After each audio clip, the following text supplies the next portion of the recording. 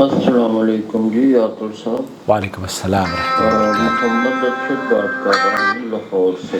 جی السلام علیکم۔ ہم لاہور میں کاروبار کرتے ہیں، بینک سے ہم نے لون بھی نہیں لیا، ماشاء اللہ، ایمانداری سے، الحمدللہ، محنت سے اور بہتر طریقے سے ہم کاروبار کرتے ہیں۔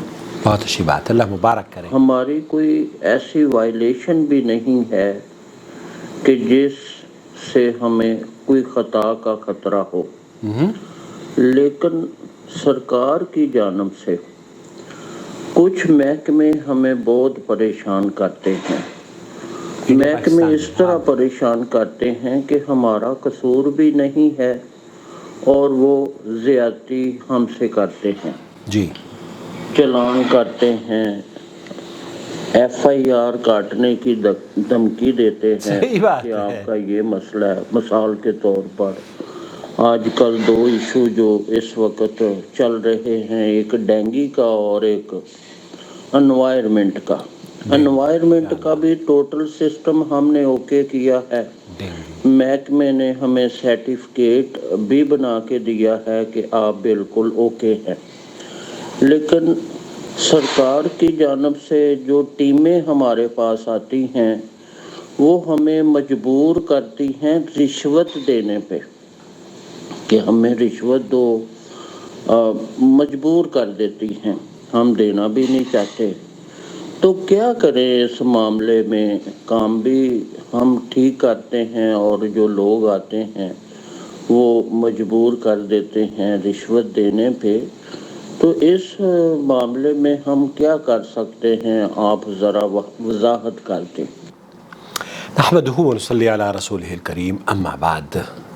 آپ نے غالباً چونکہ ریسنٹلی پوری دنیا میں ڈینگو کا بھی عجیب و غریب حملہ ہوا ہے، اور میں بھی سعودی عرب میں کئی کیسز آئے ہیں۔ میں خود، میری پلیٹلیٹس گزشتہ 3-4 ہفتے پہلے بہت ڈاؤن ہو گئی اور مجھے ایمرجنسی میں لے جانا پڑا، اسی لیے شاید میری آواز بھی ابھی تک میں صحت یابی پوری طریقے سے مکمل نہیں ہو پایا ہوں، لیکن اس کے باوجود بھی آپ کی خدمت میں حاضر رہتا ہوں۔ کبھی کبھی لائیو سیشنز میں نے کم کر دیے ہیں اسی بنیاد پر۔ یہ بیماریاں اللہ تعالیٰ ہم سب کے لیے راحت کا سبب بنے اور اللہ تعالیٰ ہماری درجات کی بلندی کا اضافہ انہیں بنائے، آمین یا رب العالمین۔ اللہ کے رسول صلی اللہ علیہ وسلم نے فرمایا ہے کہ اگر آپ کو کوئی کانٹا بھی چبھتا ہے نا تو اس میں بھی آپ کی درجات کی بلندی کا سبب چھپا رہتا ہے، نیکیوں میں اضافہ ہوتا ہے۔ یہ تکلیف جو آپ کو حکومت کی طرف سے دی جا رہی ہے، اللہ سے دعا ہے کہ اللہ تعالیٰ آپ کے لیے راحت بخش ثابت ہو۔ رشوت دینا یہاں ایسے امور میں جب کہ آپ کا اپنا حق ہو، آپ 100% رائٹ ہے، آپ نے کوئی وائلیشن نہیں کیا ہے، لیکن اس کے باوجود آپ اپنا حق حاصل کرنے کے لیے کسی امپلائی کو یا گورنمنٹ کے ادارے کو رشوت دیتے ہیں۔ سماحت شیخ عبدالعزیز بن باز مفتی مملکت سعودی عرب سے یہی پوچھا جا رہا ہے، میں آپ کو ان کا جواب سنوانے کی کوشش کرتا ہوں۔ بہت سے کاموں میں ہمیں مجبور کیا جاتا ہے کہ ہم رشوت پے کریں۔ آپ کا اپنا حق ہے، آپ کے اپنے رائٹس ہیں، لیکن آپ کو جیسے آپ نے فرمایا اس بارے میں، رشوت کے بارے میں تفصیل طلب معاملہ ہے یہ۔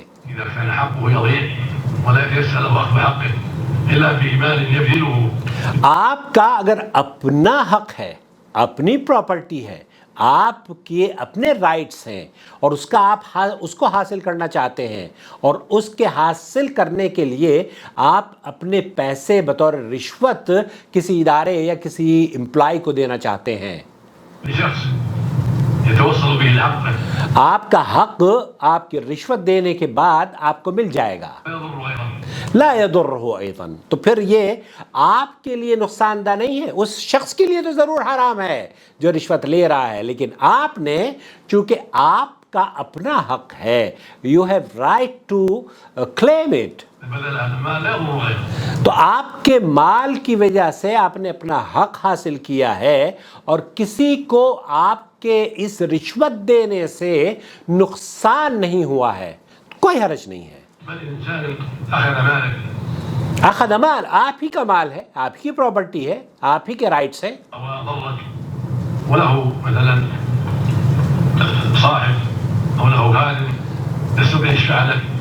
تو کوئی بہت سارے ادارے ہیں جو کہ آپ کو پیسے دے کر کام کرتے ہیں،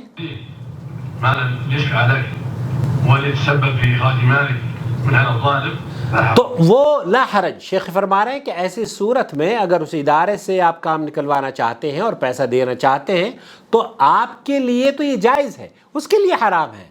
اس کا جو مطالبہ ہے وہ اللہ کو جواب دے گا، اس نے حرام کمایا ہے، اس کے لیے حرام پیسہ ہے، لیکن آپ نے حلال اس لیے ہے کیونکہ آپ نے کسی کا حق کا مطالبہ نہیں کیا نا، آپ تو اپنا ہی مطالبہ کر رہے ہیں، اپنے حق کا مطالبہ کر رہے ہیں۔ ممکن ہے کہ آپ پیسے نہ دیں تو آپ کا حق ضائع ہو جائے، اس لیے اگر آپ پیسے دے کر اپنا حق طلب کرتے ہیں تو کوئی حرج نہیں ہے۔ بدوي أو حضري أخذ مالك، أخذ عامك، أخذ سيارتك، فتعطي خادمه أو تعطي أخاه أو قريبه۔ آپ کا کوئی آپ کی پراپرٹی کوئی قبضہ کر لیتا ہے، آپ کی گاڑی چھین لیتا ہے، آپ کچھ کر لیتا ہے اور آپ سے مال کا مطالبہ کرتا ہے تو آپ اپنے پیسے دے دیں، کوئی حرج نہیں ہے۔ آپ اپنے پیسے اس لیے دے رہے ہیں، آپ کے مال کی اپنی حفاظت کے لیے کر رہے ہیں، کوئی حرج نہیں ہے۔ یہ رشوت کا وہ پہلو ہے جس کو اللہ کے رسول صلی اللہ علیہ وسلم کی اس حدیث کے مطابق یہاں پر چونکہ آپ کسی کو ظلم اور زیادتی نہیں کر رہے ہیں نا، ظلم اور زیادتی اگر آپ کریں گے، کسی کا مال آپ کھائیں گے، کسی کی گاڑی قبضہ کریں گے، کسی کی پراپرٹی قبضہ کریں گے، اور ہمارے ہاں تو یہ بہت رواج ہے، رشوت دے کر کام کروانا تو رواج ہے، لیکن رشوت دے کر کسی اور کا ناجائز کام کروانا حرام ہے۔ جائز جو کام ہے آپ کا اپنا، اگر وہ بغیر پیسوں کے نہیں ہو رہا ہے تو کروا لیجئے، انشاءاللہ تعالیٰ آپ کے لیے صحیح ہے، اس کے لیے حرام ہے۔ من هذا وإن كان يحل شيء قبيلة والمعود، لكن إذا لم يتيسر إلا بهذا فأنت ما تعديت على أحد، إنما طلبت مالا۔ آپ نے کسی پر ظلم نہیں کیا ہے، آپ تو صرف اپنے حق کا مطالبہ کر رہے ہیں۔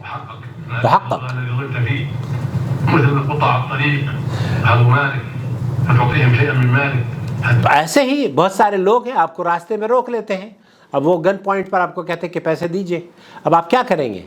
آپ جانا ہے، آپ کو راستہ منزل مقصود پر پہنچنا ہے، آپ کو پیسے نہیں دیں گے تو کیا کریں گے؟ وہ آپ کو مار دیں گے۔ بھائی میرے پیسے دے کر جان بچا لو، جان بچا لو، اپنی عزت کی آبرو کی حفاظت کر لو، اپنے مال کی حفاظت کر لو، تو یہاں اس کے لیے حرام ہے، آپ کے لیے جائز ہے۔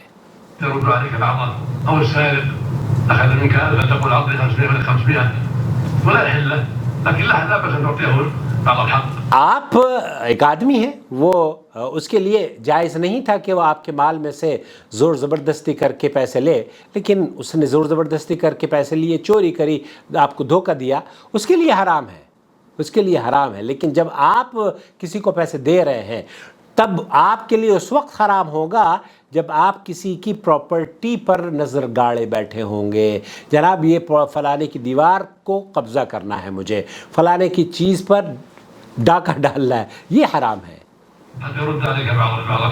ہاں، خلاصہ کلام یہ ہوا میرے بھائی کہ سماحت شیخ مفتی مملکت سعودی عرب شیخ عبدالعزیز بن باز رحمۃ اللہ علیہ فرما رہے ہیں کہ اپنے حق کے حصول کے لیے جو رشوت دی جاتی ہے وہ جائز ہے، البتہ رشوت دینا اور لینا اس وقت حرام ہے جب کہ آپ کسی کے مال پر قبضہ کرنا چاہتے ہو، ناجائز حق اپنے حق میں کروانا چاہتے ہو، ناجائز پراپرٹی اپنے نام کروانا چاہتے ہو، اس ناحیے سے یہاں لینا اور دینا دونوں جائز نہیں ہے، دونوں پر حرام ہے، حرمت ہے۔